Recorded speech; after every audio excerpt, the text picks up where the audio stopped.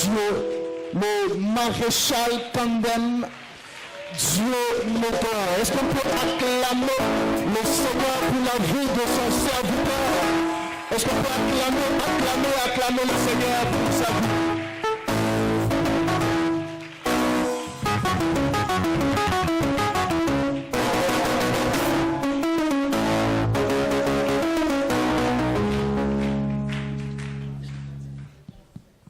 Excusez-moi, peuple de Dieu, je voudrais dire quelque chose.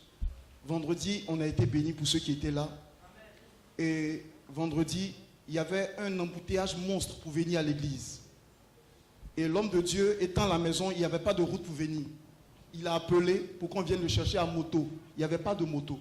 Parce que Isaac n'était pas là. Isaac, tu n'étais pas là. Et l'homme de Dieu a pris son sac. Il allait s'arrêter sur la route. Parce qu'il tenait à venir nous bénir. Il tenait à venir nous apporter la parole. Il a pris son sac au dos. Avec sa veste, il s'est arrêté sur la route.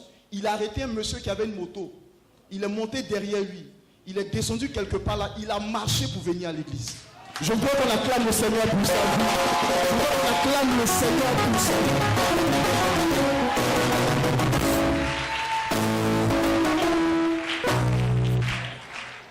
Quand Dieu est sur le point de parler, ça veut dire que la destinée va être réécrite. Ce que tu vas écouter aujourd'hui va bouleverser ta vie. Amen. Asseyons-nous. C'était une joie d'ailleurs de faire ce qu'il a dit. Je voudrais rappeler 3 choses avant de donner la parole. La première chose, c'est impact prophétique. Dites avec moi, impact prophétique. Impact prophétique. Dis le plus fort. Impact prophétique. Il est inadmissible qu'une église comme EEMA puisse faire un programme, il n'y a pas les gens dehors. Ce n'est pas normal. Si chacun vient avec quelqu'un ici là dimanche, et je m'attends à ce que chacun vienne avec quelqu'un dimanche, Amen. Il faut que les gens soient dehors. Amen. Parce que la parole est là, l'onction est là, les témoignages sont là. Amen. Et les révélations prophétiques sont là. Amen. Ça ne me coûte rien de fermer la Bible là maintenant et de commencer à prophétiser. Non, après non. Je le fais de minuit à 6 heures au Cameroun. À la nuit de prière, je l'ai fait ici.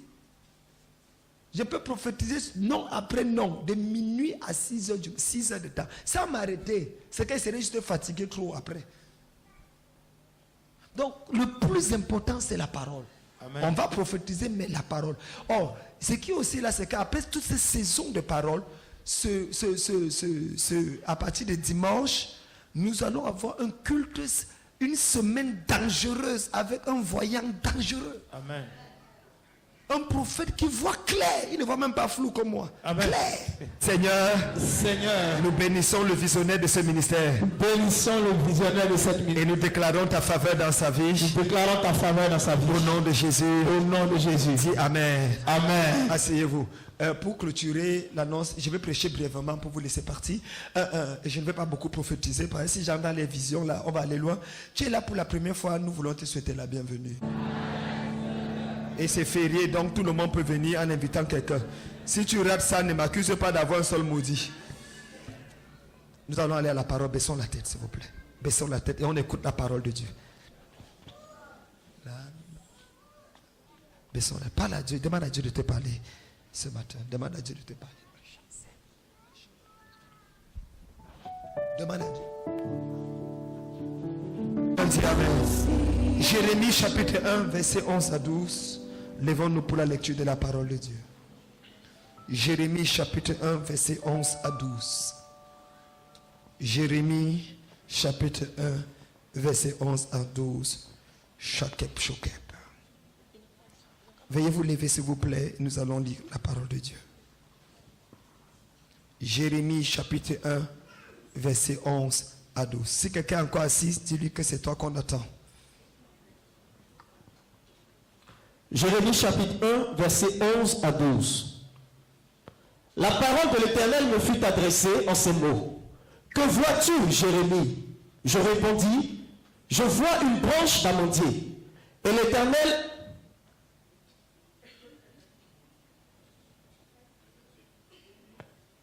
Je vois une branche d'amandier. Et l'Éternel me dit, tu as bien vu, car je veille sur ma parole pour l'exécuter.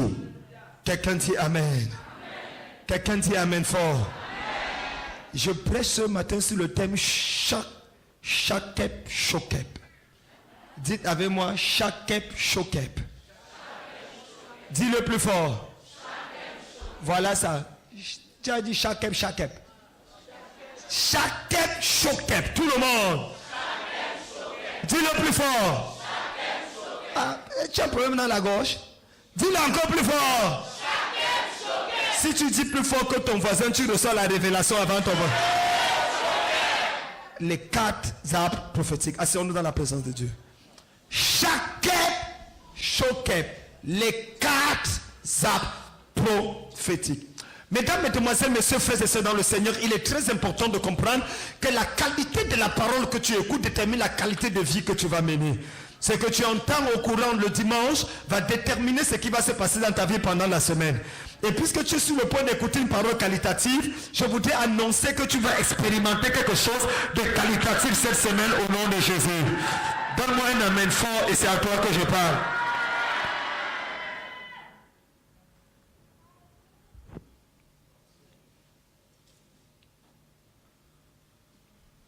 Le livre de Jérémie est un livre très important. Nous avons commencé mardi une série d'enseignements sur les guerres contre les esprits des arbres. Et aujourd'hui, j'ai promis de pouvoir clôturer cet enseignement en parlant des arbres prophétiques.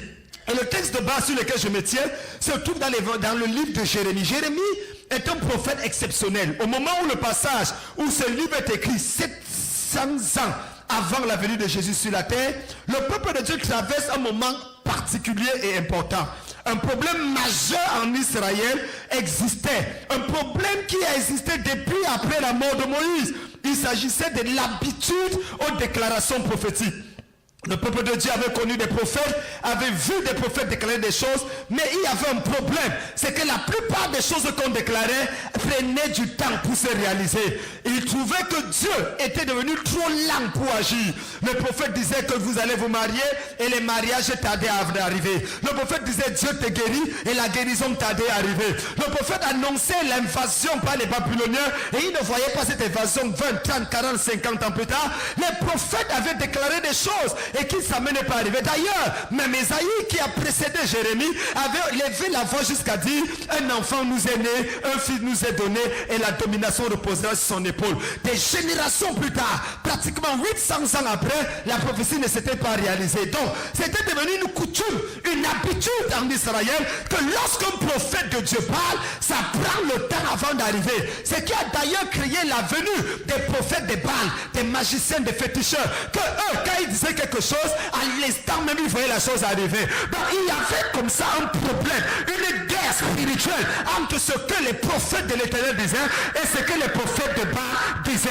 Ce problème a mené le peuple de Dieu à commencer à douter des prophéties, à être hésitant par rapport à l'accomplissement et même à la volonté de Dieu de vouloir bénir son peuple. C'est pour ça que ce matin, avant la fin de ce message, toute prophétie que tu as jamais écoutée dans ta vie, si tu dis Amen, ça va se réaliser. Il y avait donc cette habitude en Israël où quand un prophète prophétisait, c'était comme si Dieu voulait juste consoler son peuple, encourager son peuple. Il voulait juste qu'il ne se décourage pas. Mais enfin, il n'avait pas la réalité, il n'avait pas l'intention totale de pouvoir accomplir ce qu'il disait.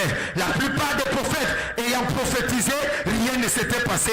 Dieu va donc décider de choisir un enfant qui s'appelait Jérémie d'Anathoth, et cet homme encore bébé va commencer à parler des choses bizarres. Il est encore enfant, à l'âge de 11 ans, 12 ans, au moment où nous lisons ce passage où Dieu lui parle, et Dieu va lui dire, avant que tu ne sois formé dans le ventre de ta mère, je te connaissais. Et avant que tu ne sois sorti, je t'avais déjà consacré et établi prophète des nations. Je ne sais pas, mais je sens dans mon esprit qu'il y a quelqu'un ici que Dieu avait déjà consacré quelque chose depuis le ventre de sa mère. Mais les sorciers ont attaqué cela.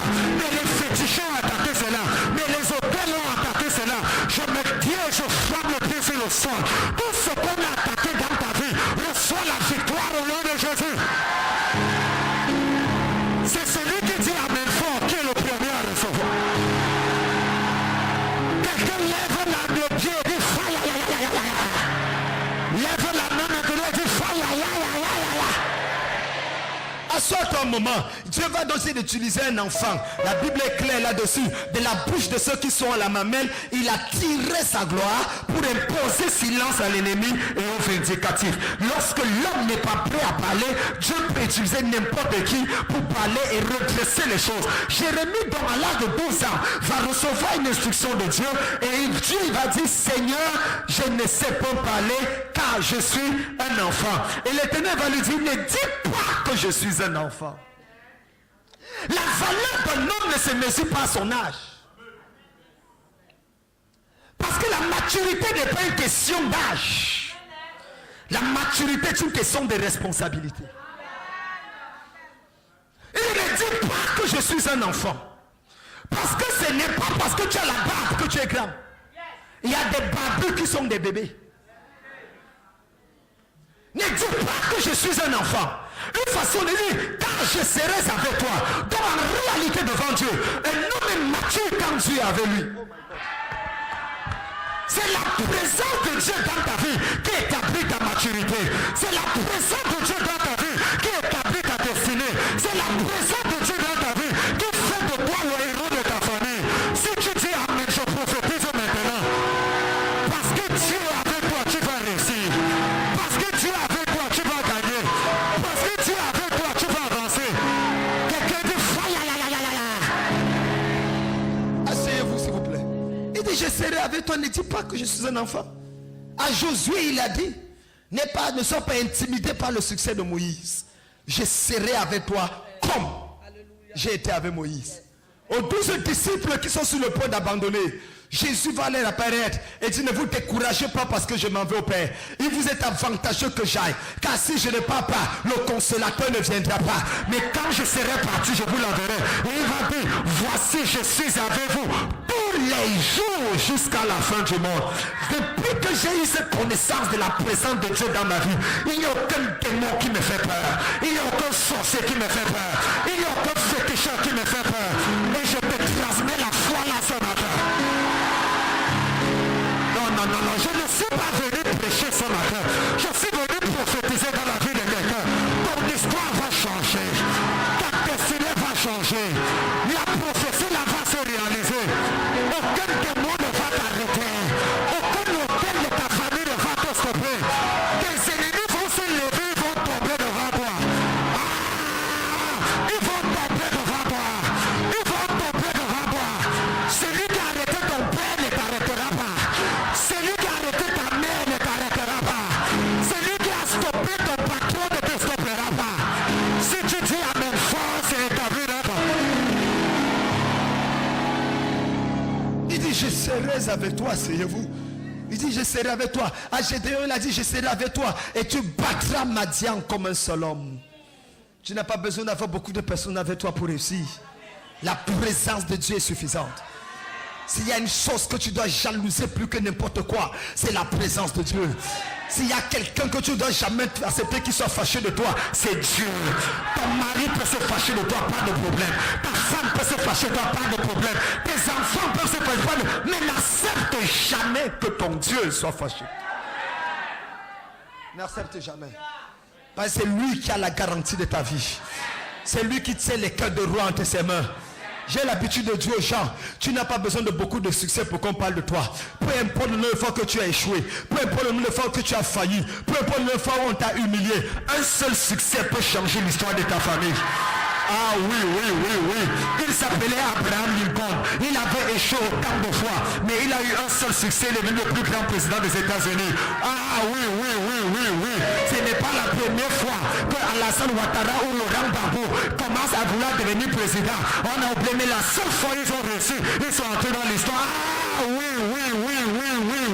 Ce n'est pas la première fois que Nelson Mandela essaie de se faire un nom et on l'a jeté en prison. Mais la fois il a réussi, on a oublié sa souffrance. Il est devenu chef de aïe. Ah oui.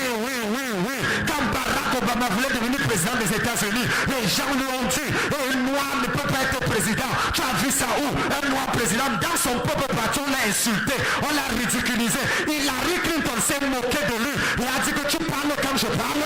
Et plus tard, il est devenu président président et elle est devenue sa secrétaire d'État. Je prophétise dans la vie de quelqu'un ce matin. Les gens qui t'ont humilié vont te servir. Les gens qui se sont moqués de toi vont s'humilier devant toi. Oh my God. Toute personne qui s'est opposée à toi deviendra ton secrétaire. Deviendra ta secrétaire. Si tu dis amen 3 fois, tu reçois la prophétie. Quelqu'un dit, dis voisin, regarde-moi bien. Je sais où je vais. Je sais d'où je viens. Assois-toi. N'accepte jamais que quelqu'un te dise que c'est fini pour toi. Jamais. Jamais. N'accepte jamais qu'un humain comme toi ouvre sa bouche et dit que tu es fini. Ce qui passe, même si c'est ton médecin, n'accepte, même si c'est ton mari, même si c'est ton père, même si c'est ta mère, n'accepte jamais. Est-ce que Dieu l'a consulté pour te créer?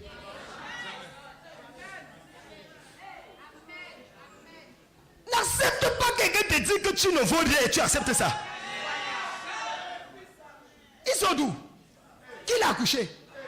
La première fois qu'on rencontre un diamant, ça ressemble à un caillou.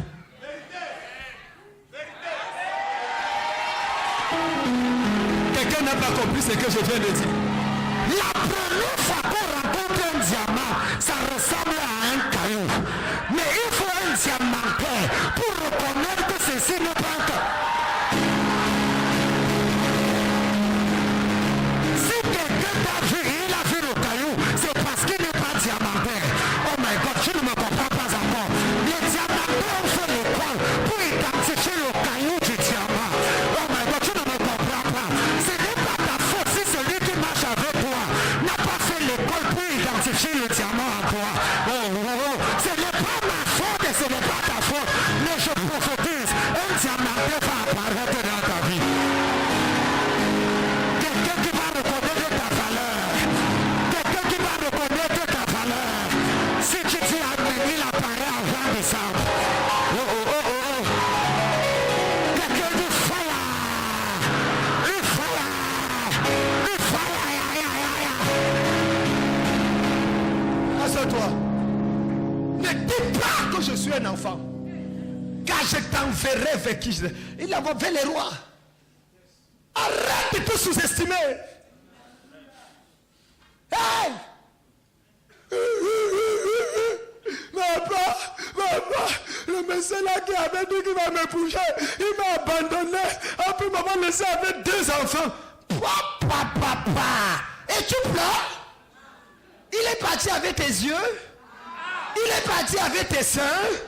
Il est parti avec ta couleur? Au contraire, il t'a appris l'expérience.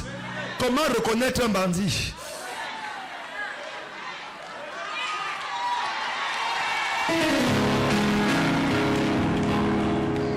Est-ce que je peux parler à quelqu'un ici là? Toute personne qui t'a humilié l'année passée, avant la fin de cette année, la personne sera obligée de te célébrer. Est-ce que tu sais quand tu dis en menaçant, le ciel a tapé sa tente? Quelqu'un dit, regarde, on m'a dit, je ne suis pas n'importe qui. Il ne te croit pas, change de voisin, vas-y un autre. Dis, je ne suis pas n'importe qui. Au nom de Jésus, si tu tapes la main de ton voisin, tu dis amen. Ça arrive dans ta vie. Tape la main de 3 personnes, vas-y. Tape la main de 3 personnes. Dis amen. Je ne suis pas n'importe qui. Je ne suis pas n'importe qui. Je sais en qui je crie. Je sais où je vais. Je connais le Dieu que je sers. Hey!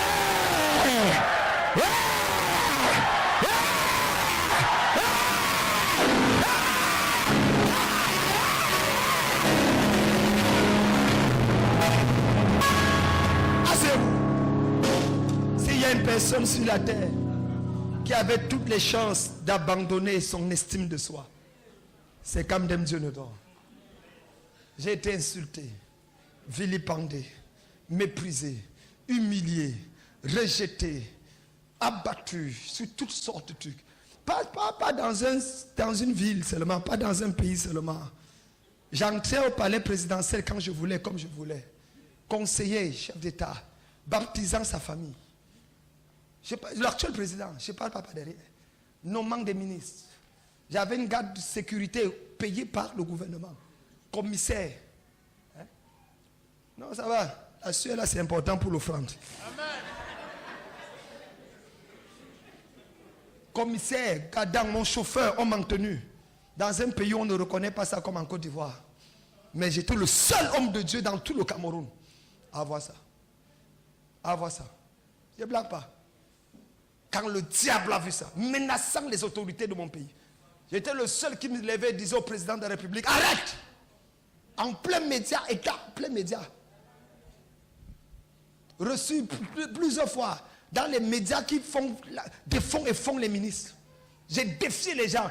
On a fermé les églises, je me suis levé et dit, si on n'ouvre pas les églises là, moi-même je commence à déclarer la mort sur les gens au pays. Et j'ai déclaré les mots et commencé à venir. On a commandé l'ouverture des églises. Je vous parle de ce jeune garçon de 48,5 kg. Mais quand le diable a vu ça, il a attaqué mon image. Il a attaqué ma personnalité. Il a attaqué ma vie. La même personne qui était célébrée, que les gens voyageaient de partout des États-Unis pour venir. 21 morts revenus à la vie. 21. Décrété mort revenus à la vie par mes mains et par la prière. Avec des scientifiquement prouvé. Quand on a vu ça, l'ennemi a attaqué. Un prétexte pendant que j'en ai au Canada pour tenir une croisade. On est resté sorti des choses contre moi. Parce que j'avais refusé d'entrer dans des histoires de politique. Et j'avais refusé de faire le pacte de non-agression avec la Rose-Croix et la franc-maçonnerie. On a dit qu'on va voir ce qu'on va te faire. On t'a attaqué dans... J'ai été 4 fois empoisonné en une année. Certificat médical à l'appui. 4 fois empoisonné. J'ai changé 3 fois de secrétaire. Je parle de l'année 2017. C'est qui est passé? Début 2017. Fin 2016-2017. Je ne parle pas pour parler. Je parle devant les écrans. Je sais de quoi je parle. Menace dangereuse. Quelle était la seule manière d'attaquer sa réputation? Tout le monde, même ma propre famille, s'est levé contre moi. Et on pensait que tu étais arrivé. N'est-ce pas? Tu pensais que tu es fort. Tu es où maintenant? Pouah. Mes propres frères qui portaient mes habits, grands frères, petits frères, les gens à qui j'ai offert des voitures, les gens sont levés. Mes propres pasteurs, certains ont commencé à démissionner. Les gens ont commencé à raconter des choses. Un homme de Dieu, quand moi, a commencé à chasser un démon, et c'est mon esprit qui était à l'intérieur de la personne. Il a mis sur YouTube, partout. Oui, je sais de quoi je parle. Je sais de quoi je parle.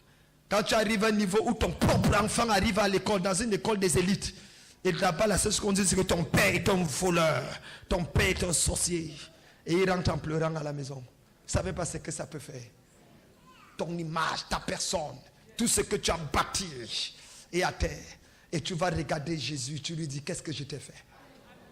Qu'est-ce qui ne va pas? Parfois, tu te poses la question, est-ce que Dieu est encore avec moi? Il arrive un moment dans ta vie où tu traverses un désert, où tu regardes à gauche personne, devant personne, derrière personne. Tu n'entends rien de positif qui sort de toi. Après, tu commences à douter de ta propre foi. Tu commences à te poser la question, est-ce que ce que j'ai vécu c'était un rêve ou bien c'était une réalité? Et tu es là, tu n'as pas le droit de pleurer. Parce que si on te voit pleurer, on va utiliser ça encore contre toi. Tu es obligé de sourire. Tu es obligé de parler sur Facebook. Tu continues à dire tout va bien. Mais quand tu finis de parler, tu pleures dans la chambre. Et tu es seul et là pour voir tes larmes et tes pleurs. Tu dis jusqu'à quand? Jusqu'à quand? Jusqu'à quand? Et au moment où tu es installé quelque part au Canada, où tu reçois la permission, tu reçois des autorités canadiennes, l'autorisation, permis de résidence au Canada, je l'ai reçu. Tu entends Dieu, je l'ai reçu en novembre, 17 novembre. Les autorités canadiennes me donnent l'autorisation de vivre au Canada. Et quand j'écoute cette voix, une semaine après, Dieu me dit, tu retournes en Afrique. J'ai demandé à Dieu que si tu veux te venger sur moi, tu as tapé à côté. Et là, tu entends la voix de Dieu. Tu as une église au Canada, à Montréal, de plus de 150 personnes avec des blancs où tu fais la une, le pluie et le beau temps. Tes dîmes et tes offrandes là-bas te font vivre tranquillement jusqu'à ce que Jésus revienne. Mais tu entends Dieu dire, rentre. Tu formes vite les pasteurs en 2 semaines. Tu les établis et tu prends la voiture. Après avoir dépensé près de 75 000 $ pour acheter les appareils de l'église, tu abandonnes tout. Ta maison équipée, tout, tu abandonnes. Plus de 120 000 $. Tu ne sais même pas où c'est maintenant. Jusqu'à présent, c'est la semaine passée que j'avais la procuration à mon administrateur au Canada pour essayer de voir comment récupérer mes choses. Avant, parce que j'avais toujours l'espoir que j'allais me faire rentrer au Canada. Les documents sont là. Mais dans ce milieu, et tu reviens au Cameroun, tu entres dans ton pays, en 48 heures tu repars et tu entends dire dans tous les réseaux sociaux qu'on dit que tu es recherché. On va te tuer. Tu arrives dans un pays appelé la Côte d'Ivoire. Il n'y a personne. Tu te regardes, tu restes, tu te demandes quelle est la prochaine destination. Il y a des moments dans la vie où tu traverses des choses où si tu n'as pas une alliance avec Dieu, tu es obligé de laisser tout tomber. Je ne sais pas, mais il y a des gens qui peuvent comprendre ce que je dis. Je sais que tout le monde ne comprendra pas. Mais au moment où tu as tout donné à Dieu, tu as tout abandonné pour Dieu, tu as fait des sacrifices pour Dieu, mais je te trouve dans une situation où tu te demandes qu'est-ce qui ne va pas avec ma vie. Qu'est-ce qui ne va pas? Comme si tu dois recommencer à zéro. Au moment où tu étais au summum, au moment où tu changeais les voitures, tu mariais les voitures avec tes chaussures, au moment où tes comptes étaient remplis de centaines de millions, au moment où ta valeur marchande était de 2 885 millions, ma valeur en matière d'immobilier, tu arrives là et tu n'as plus rien. Tout est bloqué, saturé. Et dans tout ça, tu dois continuer à dire Jésus est Seigneur. Tu dois continuer à proclamer la bonté de Dieu. Tu dois continuer à avancer avec Dieu. Parce que tu sais une chose, quelle que soit la durée de la nuit, le jour finira par ça. Tu es obligé de t'habiller comme si tout allait bien. Tu es obligé de te coiffer tous les samedis matins. Tu es obligé de continuer à donner l'espoir aux autres alors que personne ne te donne l'espoir. Tu es obligé de continuer d'encourager les autres alors que personne n'est là pour t'encourager. Et tu restes confiant d'une chose. Je serai avec toi. Il a dit je serai avec toi. Il a dit je ne te laisserai pas tomber. Il a dit je ne t'abandonnerai pas. Et la parole de Dieu vaut l'argent comptant. Et la promesse de Dieu est forte et certaine. La Bible dit que nous tenons cela comme une encre dans nos âmes. L'Éternel est mon bouclier. L'Éternel est mon berger. Il est ma forteresse. De qui aurais-je crainte? J'ai envie de parler à quelqu'un qui se sent seul. J'ai envie de parler à quelqu'un qui se sent abandonné. J'ai envie de parler à quelqu'un dont la situation semble ne pas changer. Jésus n'a jamais menti. Il a été fidèle pour Adam et Ève, il sera pour toi. Il a été fidèle pour Noé, il sera pour toi. Le Dieu d'Abraham et de Sarah est vivant. Celui qui accomplit ses promesses, quelle que soit la durée de la nuit. Celui qui se lève et personne ne peut le rabaisser. Celui qui dit un mot et la chose arrive. Oui, le Dieu qui a pris Rahab et qui l'a honoré. Le Dieu qui a accompli la promesse dans la vie de David 23 ans après avoir été loin. Ce Dieu est fidèle. J'ai envie de dire à quelqu'un, je ne sais pas depuis quand tu attends l'accomplissement d'une prophétie.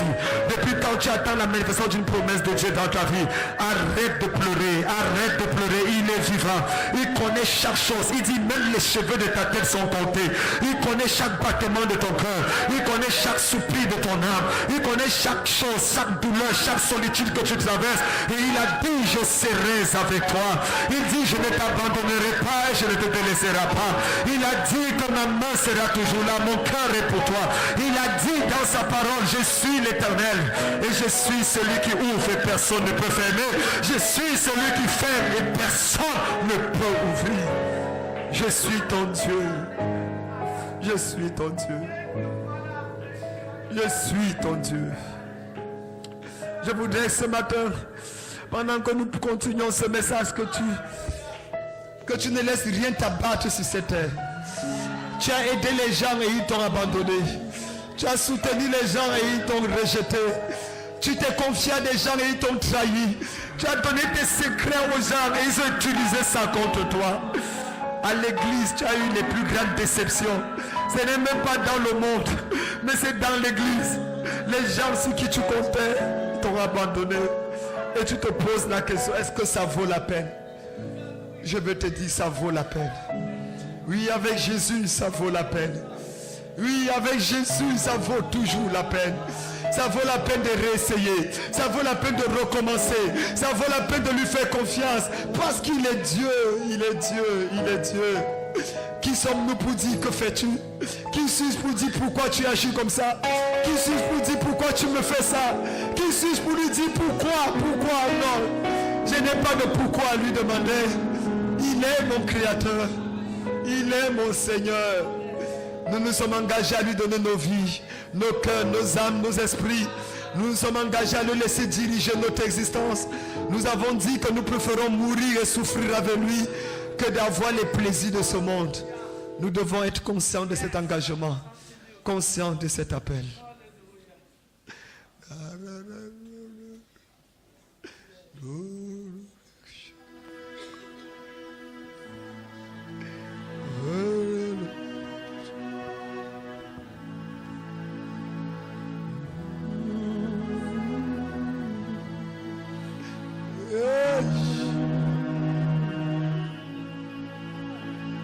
Même si on fait arrive à t'abandonner, même si l'homme arrive à t'abandonner, même si tes amis arrivent à te rejeter, moi l'Éternel, je ne t'oublierai jamais. Moi l'Éternel, je ne t'oublierai jamais.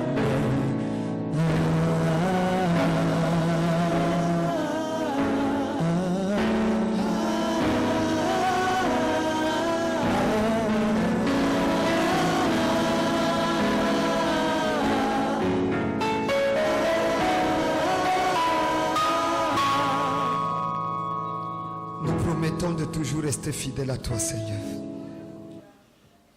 Nous savons que ce n'est pas toujours facile. Les batailles, les luttes, les plaisirs de la chair, les difficultés, la souffrance. Seigneur, nous connaissons, nous sommes conscients et tu connais ça mieux que nous. Ce matin, nous voulons dire, en dépit de tout ce que nous traversons comme injustice, tu restes pour nous le meilleur choix. Tu es notre meilleur ami. Tu es notre meilleur ami.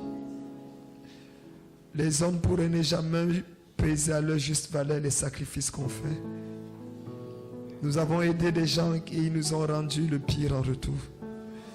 Nous nous sommes sacrifiés pour d'autres et ils ont piétiné nos sacrifices et nous ont insultés après. Mais jamais, jamais, jamais, jamais nous ne te tournons notre dos. Jamais nous ne t'abandonnerons. Jamais nous ne reculerons. Nous avons mis la main à la charrue et nous n'allons pas regarder en arrière. Parce que pour nous, tu es le meilleur des meilleurs. Tu es notre Dieu et notre Père. Tu es la personne sur qui nous pouvons toujours compter. Même lorsque tout va mal.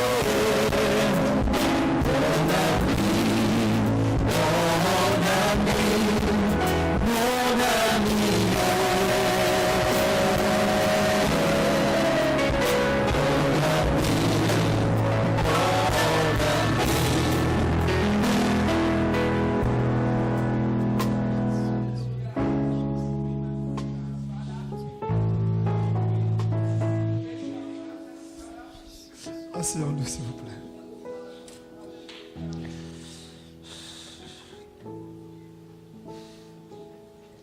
Permettez-moi que je finisse rapidement mon message. Ce samedi, je parlais avec le président des anciens de mon église au Cameroun et il m'a fait couler des larmes parce qu'ils étaient en réunion et ce samedi qui vient, le directeur des élections au Cameroun, le chef du cabinet, le président et tous ces gens, ils doivent intervenir dans la réunion des anciens de mon église. Le sommet des sommets au Cameroun, juste avec mes anciens. Et j'ai regardé tout ça et j'ai compris qu'il y a la main de Dieu derrière. J'ai compris que Dieu peut tourner les choses à tout moment. Donc, ça lui plaît de me laisser ici. Ah, c'est bizarre. Et je reste, je regarde et... Excusez-moi, mais toutes ces choses sont montées. Et tu te retrouves que tu as 40 églises. Tu te retrouves que tu as tout. Et tu es ici, pasteur assistant. Je suis fier de l'être d'ailleurs. Mais...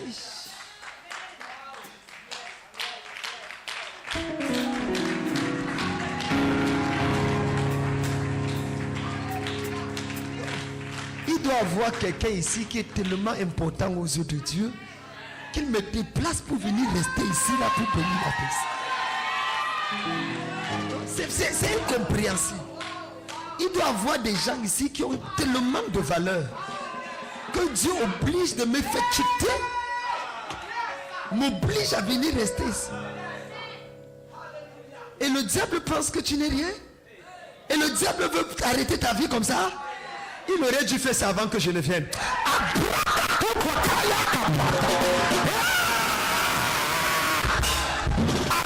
la fin de cette année, le Dieu que tu sais va honorer ta vie. Si tu dis amen fort, je vois ça arriver.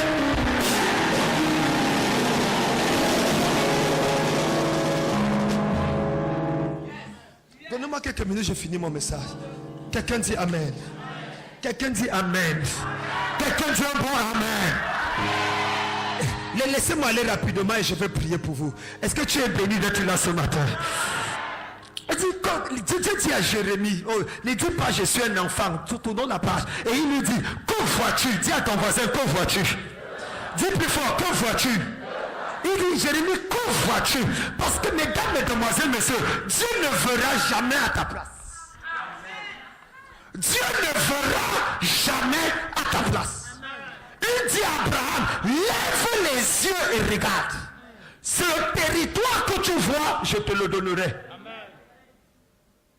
La foi, c'est la capacité de voir ce que les autres ne voient pas. Que vois-tu?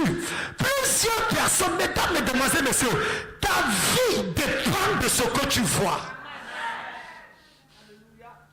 Pendant que les autres voient les problèmes, est-ce que tu vois la solution?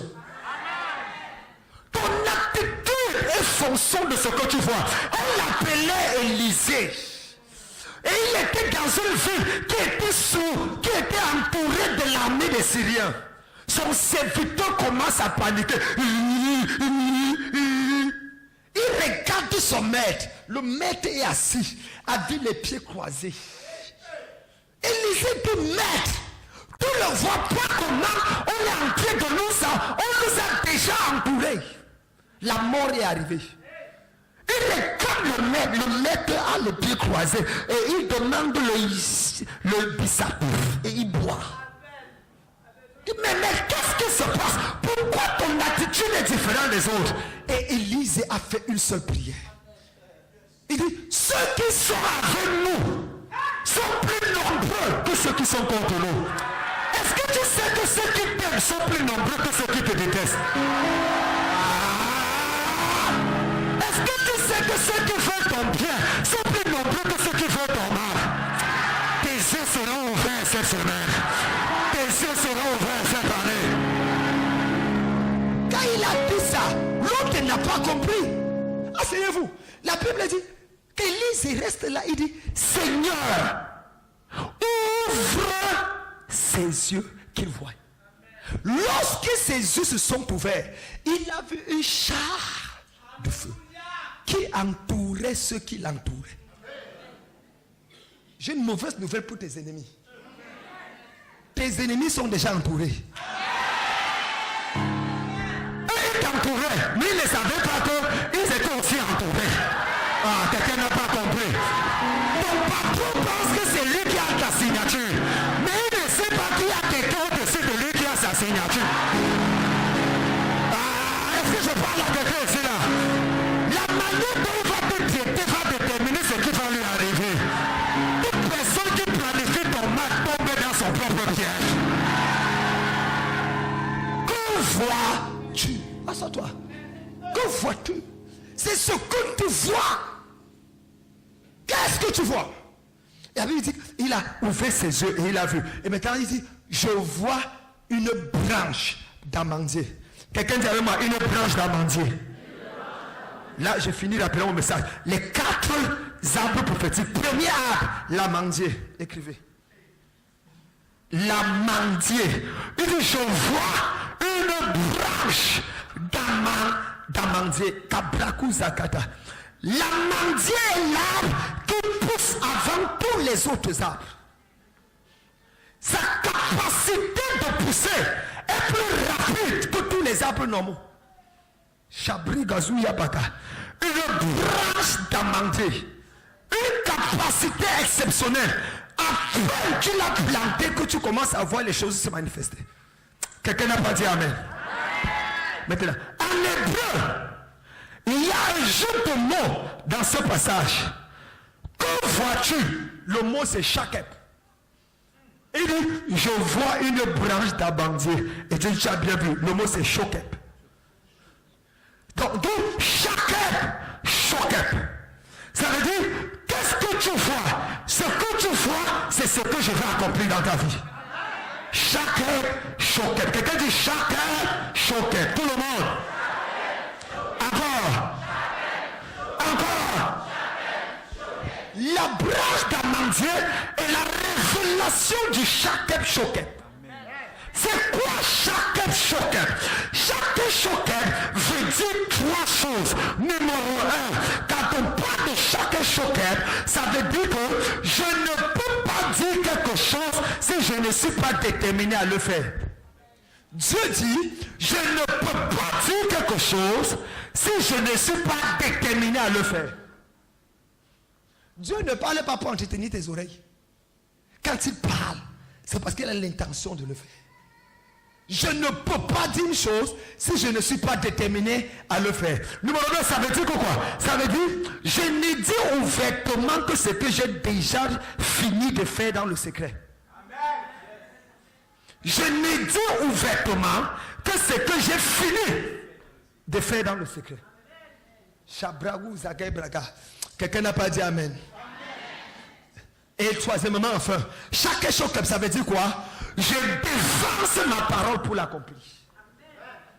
Je dévance ma parole. Chaque chose. Que vois-tu? Je vois une branche d'amandier. Tu as bien vu. Je dévance ma parole. Ça dit, quand Dieu parle, écoutez.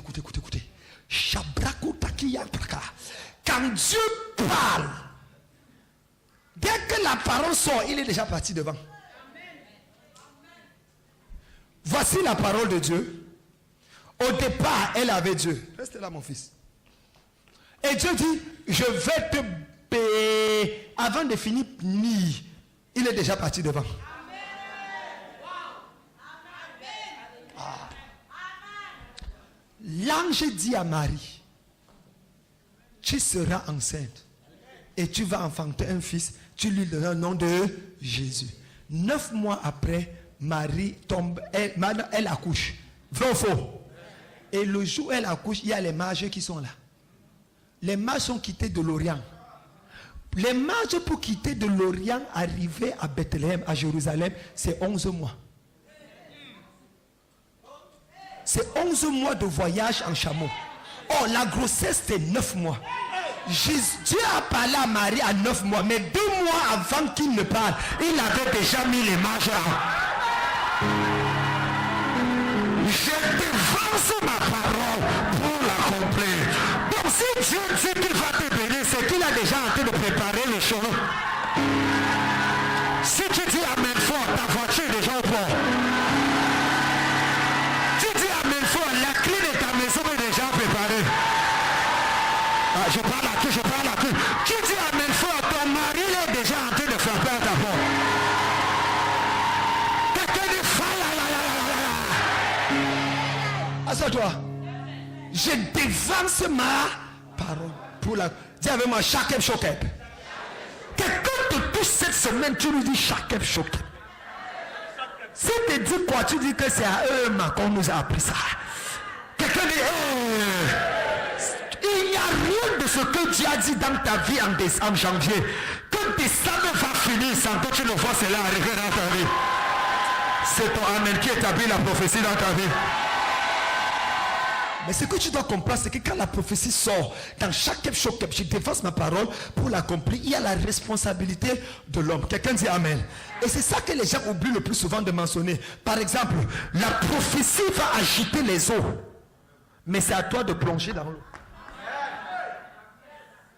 La prophétie ne te portera pas pour te plonger dans l'eau.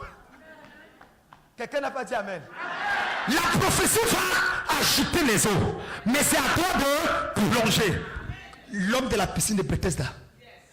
Naaman, le Syrien. L'eau est déjà là. Vas-y te plonger, lave-toi cette fois. Ce n'est pas lui qui va te laver. C'est à toi de te laver dans l'eau cette fois. Tu plonges, tu plonges, tu plonges. Tu as ta part à faire et tu vas voir Dieu faire sa part. Si tu dis amen fort, ça va arriver. Je n'entends pas bien. Oh bon, amen. Élie va dire quoi? La prophétie va créer l'abondance d'huile. On n'a que l'huile. Il reste un peu d'huile à la maison. Ainsi dit l'Éternel, l'huile et l'huile augmente. La prophétie crée l'abondance d'huile. Mais c'est à toi de chercher les vases vides. C'est à toi de chercher les vases vides. C'est pour ça que les pentecôtistes sont paresseux. Parce qu'ils n'ont pas compris comment fonctionne la prophétie. Dieu dit, je vous donne la terre promise, mais allez combattre. Tu veux promotion et tu viens arrêter au travail? Quel genre de promotion tu vas avoir? Tu veux que Dieu augmente tes affaires et tu ne planifies pas? Planifie le succès. Planifie ton entreprise. Tu veux dire que Dieu augmente tes recettes, augmente ton chiffre d'affaires. Et toi, ce que tu fais, c'est que tu n'élargis pas les cordes d'attente. Il dit, élargis l'espace de d'attente et je la remplirai. C'est à toi de créer de nouvelles idées, de nouvelles opportunités. C'est à toi de trouver des choses qui vont faire que Dieu remplisse cela. Église, arrêtons la sorcellerie. Dieu n'est pas sorcier. C'est ça. Dieu changera l'eau en vin. C'est écrit dans la Bible. La prophétie prouvera en sorte que l'eau soit changée en vin. Mais c'est à toi d'apporter les vases d'eau. Apporter les vases. Jésus, le premier miracle de Jésus. L'eau en vin, mais il dit apportez-les. Et c'est là où il va changer. Il dit, à lui servir. Et il ne servira pas à ta place. Si tu dis amen, je vais parler dans ta vie maintenant. Si tu dis amen fort, je vais parler dans ta vie maintenant. Dis avec moi l'amandier. Dis plus fort l'amandier. Qu'est-ce que l'amandier fait donc dans ta vie? Allons-y rapidement. Je parle des arbres prophétiques. L'amandier établit est l'arbre de la prospérité.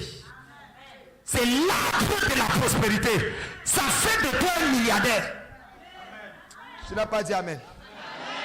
Genèse 30.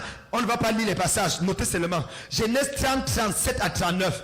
C'est l'arbre que Jacob a utilisé pour devenir milliardaire. Jacob prit des branches vertes de peuplier, d'amandier, de platane. Et c'est avec ça qu'il est devenu milliardaire. Tu dis amen fort et je continue. C'est quand les frères de Joseph ont mis dans leur sac l'amandier qu'ils ont reconnu Joseph pour la deuxième fois.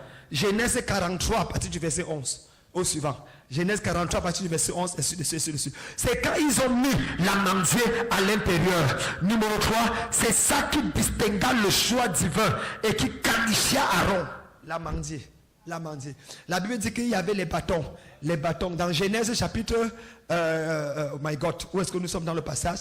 Genèse, Nombre 17, 1 à 10. Nombre 17, 1 à 10. Chacun avait le bâton. Les gens accusaient Moïse d'avoir choisi son frère pour mettre souverain sacrificateur, pour qu'il partage les dîmes. Est-ce que je me fais comprendre? Et Moïse a dit, on va voir donc qui Dieu a choisi. Comment reconnaître? Prenez chacun la branche d'amandier. Et Nombre 17, à partir du verset 1 au verset 10, vous allez lire ça à la maison.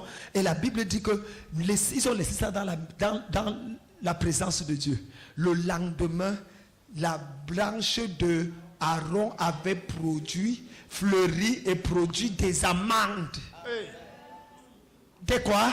Des amandes. Et ça, c'est le choix de Dieu. Donc l'amandier te distingue au milieu de tes collègues.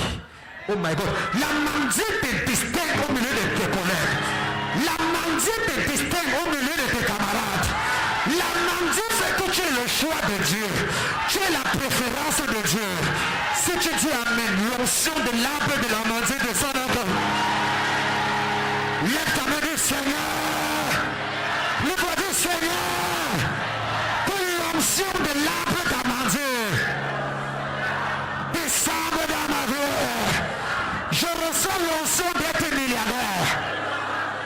Je reçois l'onction d'être distingué. Je reçois l'onction d'être reconnu. Si tu dis amen 3 fois, c'est établi dans ta vie. Assois-toi, deuxième arbre rapidement. Le deuxième arbre, c'est le sycomore. Quelqu'un dit à moi le sycomore.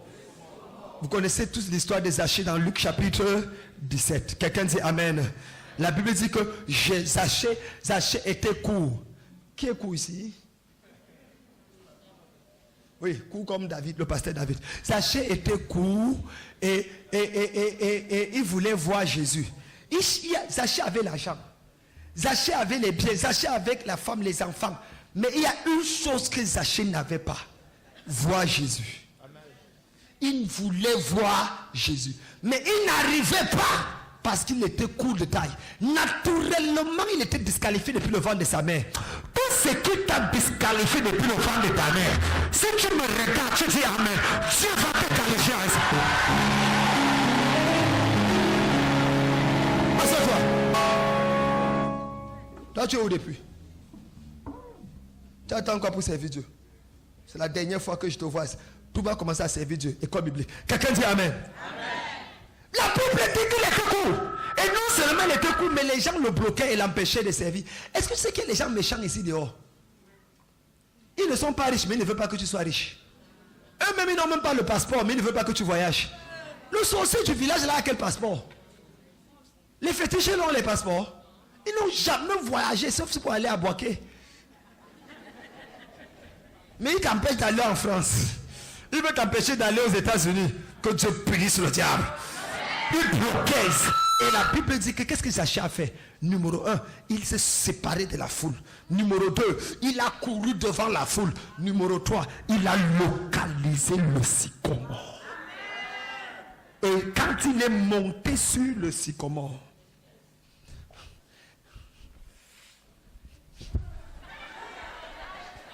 quand il est monté sur le sycomore, c'est toi Jésus, passe là devant moi. Et maintenant, il a vu Jésus. Il y a des choses que tu ne verras pas tant que tu ne localises pas ton sycomore. Il y a quelqu'un sur qui tu dois monter pour voir ton miracle s'arrêter devant toi. Le sycomore, c'est l'arbre de la connexion surnaturelle. La connexion divine. C'est l'onction qui te permet de rencontrer quelqu'un qui va te donner ce que tu cherchais de. Tu n'as pas dit amen les gens, c'est là. Quand Zachée n'était pas sur le sycomore, il cherchait Jésus, Jésus ne le cherchait pas. Il cherchait Jésus, Jésus ne le cherchait pas. Mais le jour où il est monté sur le sycomore, c'est lui plus lui qui cherchait Jésus. C'est Jésus qui s'est arrêté devant lui. C'est Jésus qui a dit j'habite chez toi aujourd'hui. Tu ne peux pas seulement me voir, mais on va manger ensemble. Si tu lèves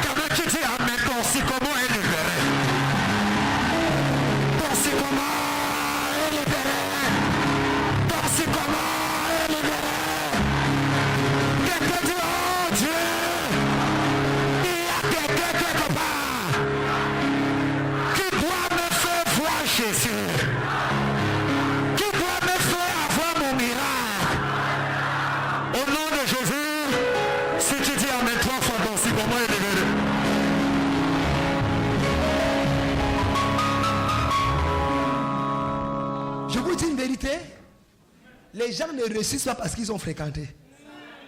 Les promotions viennent parce que tu as rencontré ton sycomore.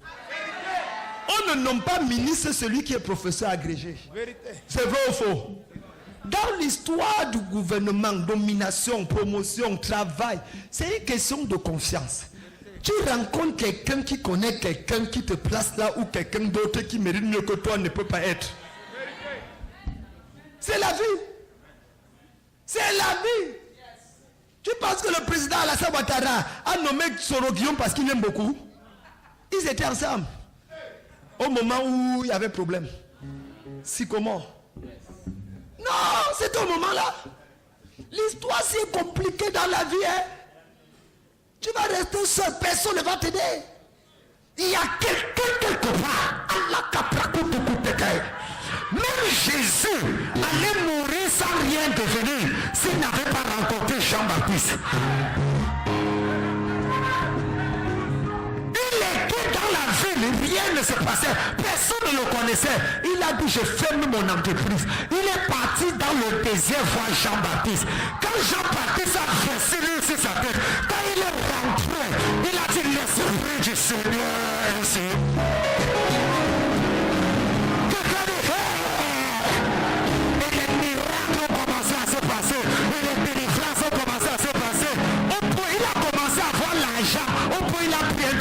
Pour mettre avec lui. Je prophétise dans ta vie. Je me place comme le sycomore de quelqu'un ce matin. Si tu dis amen, ton miracle va frapper. Tu dis amen fort, la délivrance sera définitive. Tu dis amen fort, l'argent va couler dans ton compte bancaire. Quelqu'un dit, oh Dieu, montre-moi mon sycomore. Assois-toi. Le sycomore pousse au bordure du désert. Donc, et il est là pour ce que la nature a défavorisé. C'est toujours dans un désert que Dieu va te faire rencontrer ton sycomore.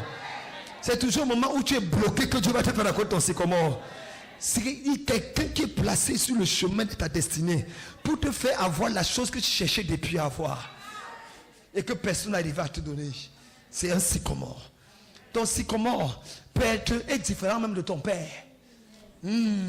C'est quelqu'un qui apparaît dans ta vie à un moment précis de ta vie dans le but de débloquer une situation dans ta vie afin que tu ailles dans ta destinée. Hey, regarde-moi. Je n'ai pas été ridiculisé pour venir ici pour que tu sois encore ridiculisé. Je prophétise la main levée au ciel. Avant le 24 décembre, quelqu'un ici va danser de joie.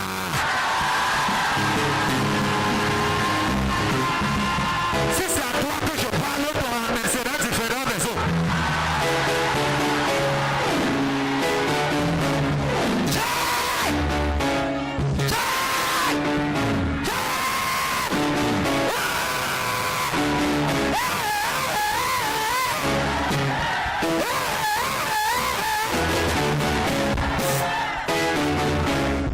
Assois-toi.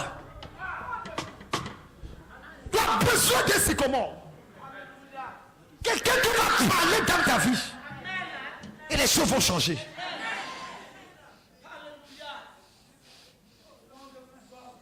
Écoute-moi bien. Écoute-moi bien, s'il te plaît. Je prie pour toi. Qu'avant la fin de ce mois, quelqu'un qui a la clé de ta destinée viens frapper la porte de ta maison.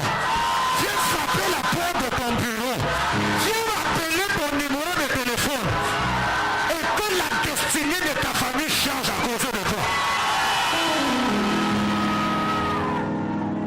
Assois-toi. Quelqu'un dit mon sycomore. Dis plus fort mon sycomore. Pour aller rapidement au troisième et avant-dernier arbre, ce que tu dois noter, c'est que le sycomore était l'un des arbres les plus bizarres, vulgaires. Un arbre tordu.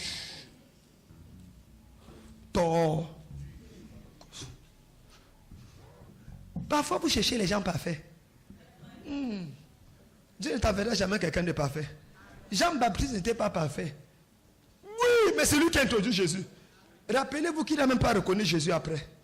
Il a dit, mais est-ce que c'est toi, mais il y a encore temps. Il a douté. c'est lui qui a présenté. Dieu va faire venir quelqu'un dans ta vie. Tu cherches, je veux quelqu'un qui ne pète pas.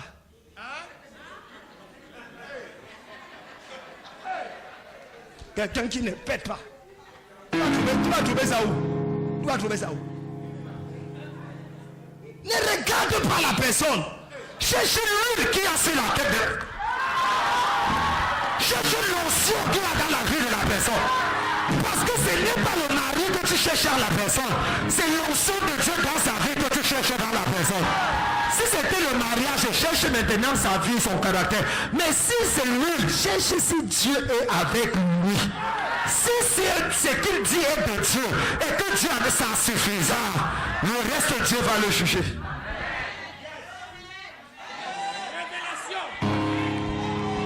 Vous ratez souvent vos miracles en cherchant le pouls sur la tête du chauve. Quelqu'un dit mon général. Dis tu ressembles à ta chaussure.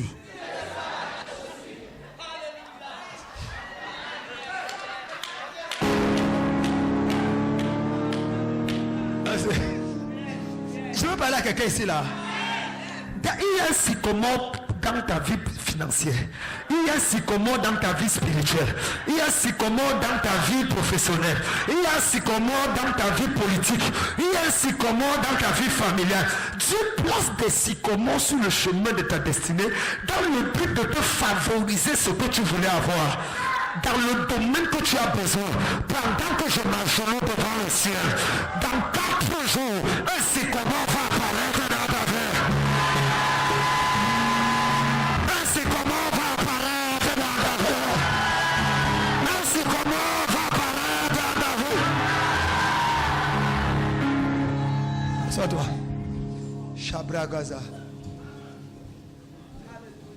Ma fille, j'ai dit que j'ai à genoux. Vous là-bas, vous êtes assis là pendant que je suis à genoux en train de prophétiser. Après, vous allez être étonné qu'il n'y a pas... regarde derrière. Après, vous allez être étonné qu'il n'y a pas de sycomore dans vos vies. Ton prophète à genoux prophétise tout assis comme si tu étais la tante de Jésus. C'est comme ça que les francophones ont un problème dans la tête. Après, c'est étonné qu'il n'y a pas de miracle dans leur vie. C'est une question de connexion. C'est comme ça. Le sycomore ne te bénit que si tu montes sur lui.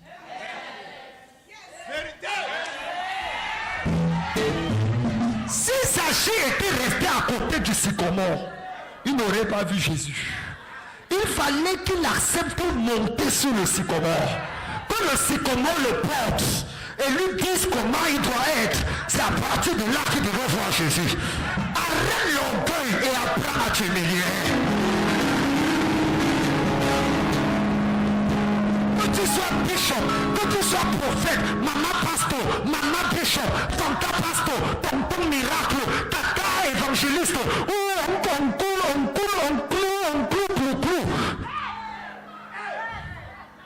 Que tu aies les cheveux blancs ou la calvétie, professeur d'université ou ministre, apprends à t'humilier dans la présence de Dieu. Une chose m'a plu avec les musulmans. Quand tu vois les musulmans, milliardaires, ministres, responsables, qu'importe, la manière dont ils sont dans leur blague pas, l'humilité, même si tu es, ma part de gang coûte 17 millions, ta part coûte 100 francs, pas de problème. Tout le monde est en train de se poster. Et on avait une femme ministre au Cameroun. Elle est la plus vieille ministre du Cameroun sous le régime de Biya.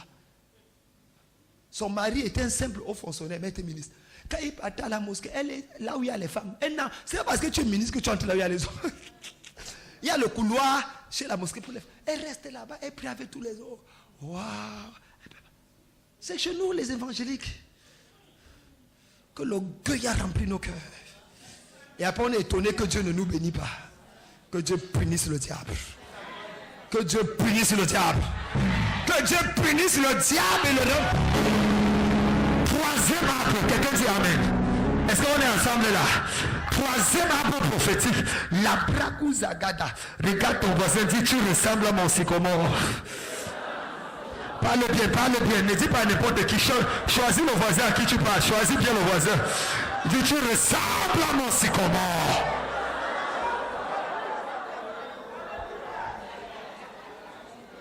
Le troisième arbre, le figuier. Troisième arbre, le figuier. Quelqu'un dit hé. Quelqu'un dit hé. Quelqu'un dit hé. Le figuier. Je ne vais pas parler de Jésus a maudit le figuier. Ce n'est pas ça. Le figuier. Mais Jean 1, verset 48 dit quelque chose qui m'a touché. Jean 1, verset 48. Le figuier. L'arbre du figuier. Qu'est-ce que ça dit? Qu'est-ce que ça dit? Jean 1, verset 48. Lis-moi ça, mon fils. Non, lis. Ne regarde pas le tableau, ne triche pas.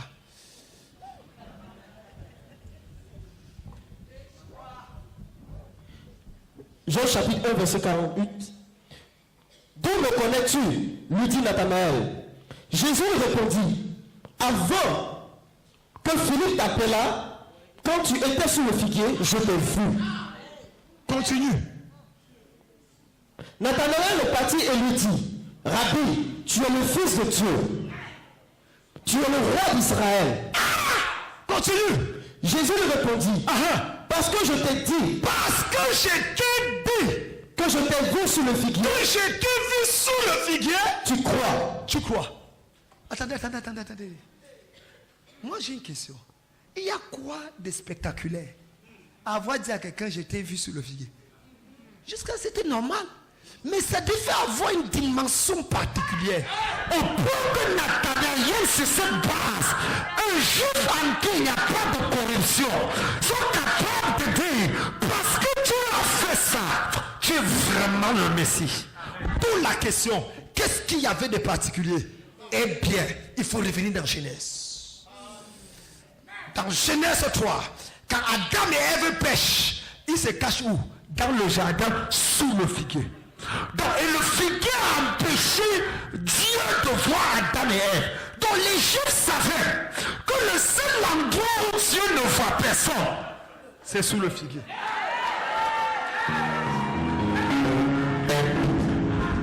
Le seul endroit où on se cache, où même la divinité ne te voit pas, c'est sous le figuier. Donc, lorsque Jésus dit à Nathanaël, quand tu étais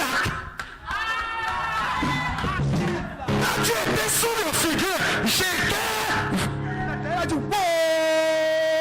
il n'y a que le Messie, il n'y a que celui qui fait des choses incroyables pour me voir sur un figuier. Tu es vraiment le Fils de Dieu. Quelqu'un n'a pas dit amen fort. Quelqu'un n'a pas dit amen fort. Et Jésus dit, parce que je t'ai dit que je t'ai vu sous le figuier, tu as cru. Tu feras des choses plus grandes. Le Fils de Dieu et les anges montés.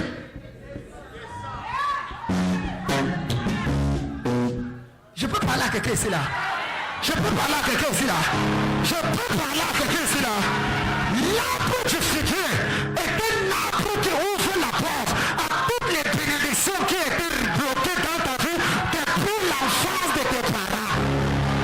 Si tu dis amen fort, je vois la chose arriver. L'ancien du figuier va empêcher les hommes de bloquer ton miracle. Tu n'as pas dit amen, je continue.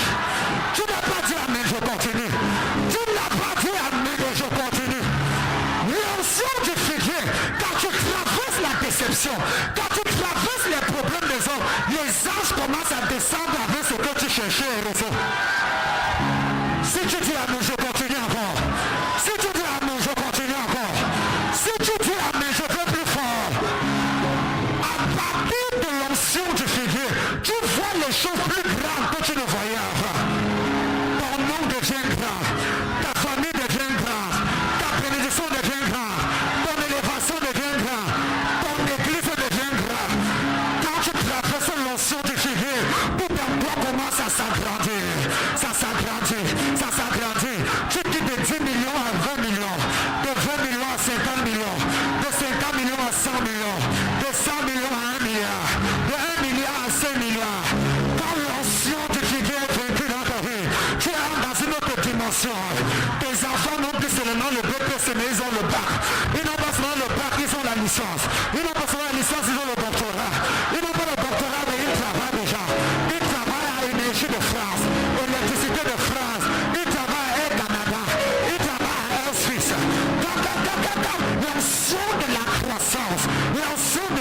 seulement. Maintenant, plus seulement un culte, mais 2 cultes. Après, on voit 4 assemblées, 5 assemblées, 6 assemblées, 25 assemblées. Même le parti commence à se développer. On commence à voir 60 voitures, 100 voitures, 200 voitures. Et est-ce que je parle à quelqu'un ici là? Oh my God, tu ne me comprends pas encore. Tu quittes la location pour devenir propriétaire. Après propriétaire, tu as une deuxième maison. Après deuxième maison, tu as une maison en France. Après maison en France, tu as une maison au Canada. Après maison au Canada, tu commences à planifier à la lune. Si tu dis Amen fort, c'est à toi que je parle. Si tu dis Amen fort, c'est à toi que je parle. Non, quand l'onction là est sur ta vie, tu n'es plus seulement maman ou papa. Tu commences à devenir grand-père et grand-mère. Tu commences à voir les enfants de tes enfants commencent à se développer. Si tu dis Amen fort, c'est à toi que je parle.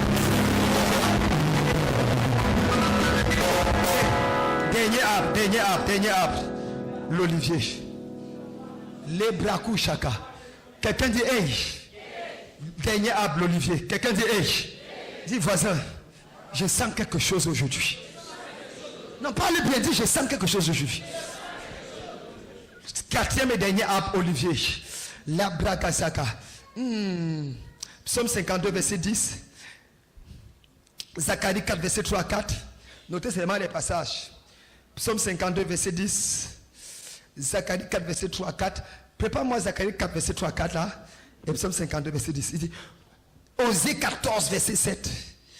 Les braga shalabaga. C'est avec ça que je vais prier pour vous maintenant. Saint-Esprit de Dieu, fais ton œuvre. Chakeb, Chokeb. Chakeb. Et moi, Psaume 52, 10 dit, et moi je suis dans la maison de Dieu comme un olivier verdoyant. Je me confie dans la bonté de l'Éternel à jamais. Quelqu'un dit Amen fort. Zacharie 4, 3 à 4 dit que quoi?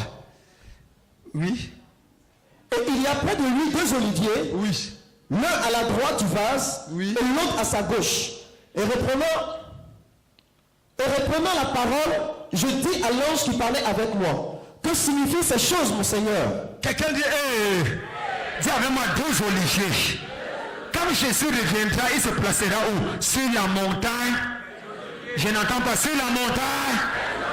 Non, maintenant la Bible dit que je suis dans la maison de Dieu comme un olivier verdoyant. Ça parle de la bénédiction. Dis avec moi la bénédiction. L'olivier est l'arbre de l'onction.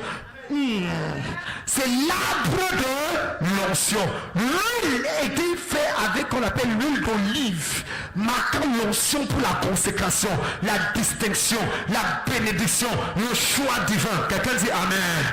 Donc l'onction, l'arbre de l'olivier, parle de l'onction, mais l'onction qui procure la bénédiction. Ça ne brise pas seulement le joug, mais ça libère la grâce dans ta vie. Un enfant de Dieu qui n'est pas béni a un problème. Et aujourd'hui, Dieu m'a dit tu vas bénir 123 personnes. Si tu dis Amen, c'est sur toi que ça va commencer. Écoute-moi bien. Ce jour-ci, écoute-moi bien. Tout ce qui t'a retenu captif, ça te libère dans les 2 minutes que j'ai.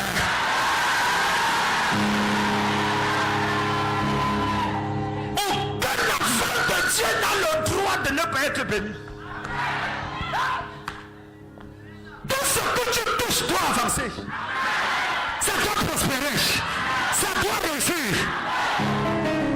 C'est quelle histoire? J'ai dit à Dieu, pendant les 1 mois avant que ton serviteur ne revienne, Chacun doit avoir un témoignage. Et il paraît qu'il arrive dimanche. Avant qu'il ne vienne dimanche, ton témoignage va frapper l'église aussi. Oh, je parle à qui, je parle à qui. Ton témoignage va étonner ton voisinage. les gars, on va prier. Écoutez-moi. Oui, l'Olivier. Mon fils m'a appelé hier. Non, c'était avant-hier. Un de mes fils. Il m'a appelé, il me dit, papa, j'ai dit, qu'est-ce qu'il y a? Il dit, Dieu m'a béni. J'ai dit, qu'est-ce qu'il y a? Il dit, oh, le président de la République a sorti un décret, on m'a nommé. Amen. Alléluia. Yes, Il est nommé directeur. C'est-à-dire, le rang qu'il occupe, même les ministres commencent à supplier. C'est le budget qu'il gère au Cameroun.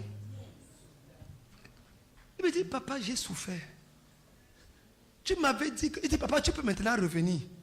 Je dis, pourquoi? Il dit que tu t'appelles que tu avais dit que c'est ça. Il dit que non, j'avais dit ça pour beaucoup de personnes. Si pour toi c'est accompli, il y a encore d'autres qui ne sont pas encore accomplis. Sa vie a changé du coup. On l'a enlevé de la maison, on lui a donné une maison ministérielle, on lui a donné tout. Oh, sa femme était sur le point de divorcer. Oui. Quand elle a suivi une nomination, c'est elle qui a organisé la fête à la maison pour accueillir les gens. Toute personne qui était sur le point de t'humilier publiquement, ton miracle va fermer la bouche de la personne. Ton miracle va fermer la bouche de la personne. Si tu dis à mes plus forts, tu reçois.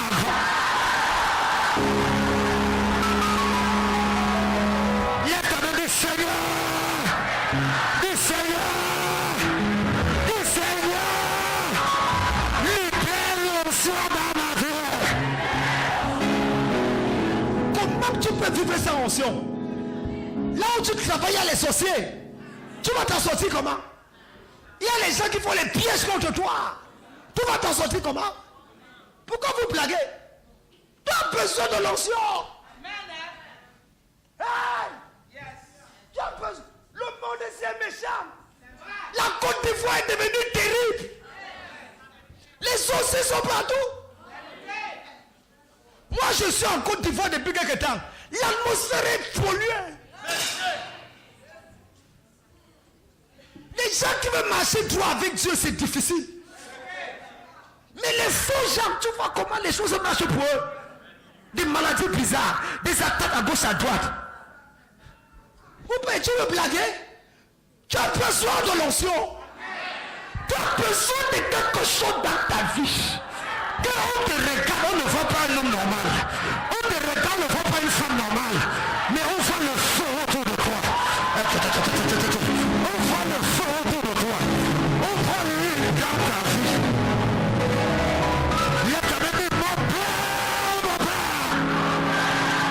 j'ai besoin de l'onction. Renouvelle l'onction dans ma vie. Lève-toi, on va prier. Est-ce que tu es prêt pour ce mois aujourd'hui? Je vais faire une seule prière. La puissance de Dieu va te toucher. Et cette semaine, tu vas être rempli d'onction. Jour après jour. Si tu dis amen, ça va arriver. Mais avant que je ne prie, toi-même tu vas prier. Parce qu'il y a la part de Dieu et il y a ta part. Tu dois demander à Dieu, dire j'ai soif. Seigneur, je veux voir l'accomplissement des 4 arbres dans ma vie. La mendier. Quelqu'un n'a pas dit amen. Mes prophéties doivent se réaliser rapidement. Si tu dis amen fort, ça va arriver. Dis accomplissement prophétique. Deuxième arbre, le sycomore. Quelqu'un dit amen. Dis amen. Les connexions surnaturelles. Dis amen. Dis amen, connexion surnaturelle. Toi, le figuier. Quelqu'un dit le figuier. Quelqu'un dit le figuier. Quelqu'un dit le figuier. Quelqu'un dit le figuier. Arrêtez toute forme de déception dans ma vie. Si tu dis amen, ça va arriver. Et enfin l'olivier. Libérer l'onction dans ma destinée. Lève ta main. Dis, tu vas prier, s'il te plaît. Prie que l'onction descende dans ta vie. Que les 4 arbres, l'onction des 4 arbres soient libérés dans ta vie. Que tu vois l'accomplissement de tes miracles rapides. En 24 heures, ce que Dieu dit doit arriver dans ta vie. Je dis ça doit arriver dans ta vie. Tu dois demander à Dieu que cette semaine ne finit pas. Quelqu'un doit te rencontrer pour changer l'histoire de ta vie. Tu ne vas pas dire amen fort. Et toute déception, là où on t'avait caché, on ne te voyait pas. Que Dieu soit capable de faire qu'on te voit là-bas. Tu n'as pas dit amen fort. Et enfin que la bénédiction coule. On doit te voir, on voit une femme bénie, un homme béni, une personne bénie. Lève ta main, dis mon père,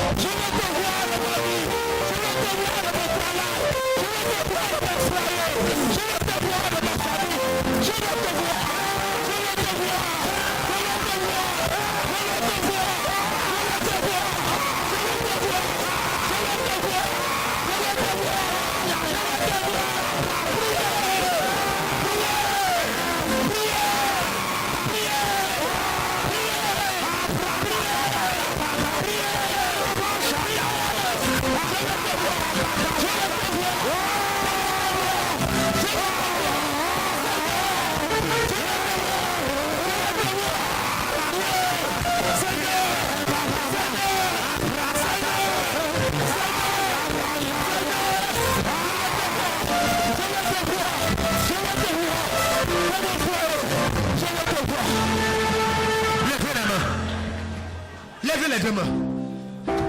Est-ce que tu sens la prière en toi? Amen. Est-ce que tu sens la prière en toi? Amen. Il a dit, je ne te délaisserai pas. Il a dit, vous verrez désormais la différence entre ceux qui me servent et ceux qui ne me servent pas. Dit l'Éternel des armées. Amen. La différence sera visible dans ta vie. Amen. Dans 21 jours. Dans 21 jours. Dans 21 jours. Amen. Ce que tu as cherché pendant 21 ans sera réalisé dans ta vie. Amen. Je reçois. C'est ton Amen qui valide la prophétie. Amen. Je reçois. Je prie que cette semaine, que Dieu honore ta vie. Amen. J'enlève l'habit du déshonneur. Amen. J'enlève l'habit du déshonneur. Amen. Tu ne seras pas humilié une deuxième fois. Amen. Non, non, non, non, non, non, non, non, non, non. Tu ne seras pas humilié une deuxième fois. Amen. La brakata kitakouli brekapouya. Je déclare que cette semaine est une semaine de miracles dans ta vie. Amen. Je reçois. Tu